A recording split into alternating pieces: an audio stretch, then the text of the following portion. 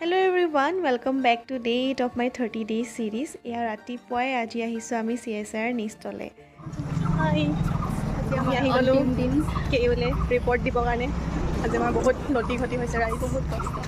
ৰাতিপুৱাই যে নিষ্টলে গৈছিলোঁ এটা ছিগনেচাৰ কৰাব আছিলে আৰু জানেনে এটা চাইনৰ কাৰণে আমি আজি অলমষ্ট 4 ঘণ্টা তাত ৱেইট কৰিব লগা হ'ল আৰু এয়া দুপৰীয়া সময়ত ইমান বেছি ৰ'দ দিছে ঘামি জামি অৱস্থা নাই। দুইজনী ইউনিভাৰ্চিটি পাইছোঁহি এটা ৰিপৰ্ট দিবলৈ কিয়নো আজি আমাৰ ৰিপৰ্ট ছাবমিশ্যনৰ লাষ্ট ডেট হয়।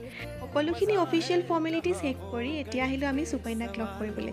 তাই বেচেৰি আমাক লগ কৰিবলৈ কাৰণেই বহুত দেৰিৰ পৰা ৰখি আছিলে কিয়নো তাই আজি ঘৰলৈ যাবগৈ। আজি আচলতে আমি গোটেইখিনি লগৰ লগ হোৱা কথা আছিলে ইউনিভাৰ্চিটিত শেষৰ বাৰৰ কাৰণে, কিন্তু সেই সকলোৰে সময় সুবিধা পৰিস্থিতিবোৰে কেতিয়াবা লগ নিদিয়ে যে ঠিক আজি আমাৰো তেনেকুৱাই হ'ল।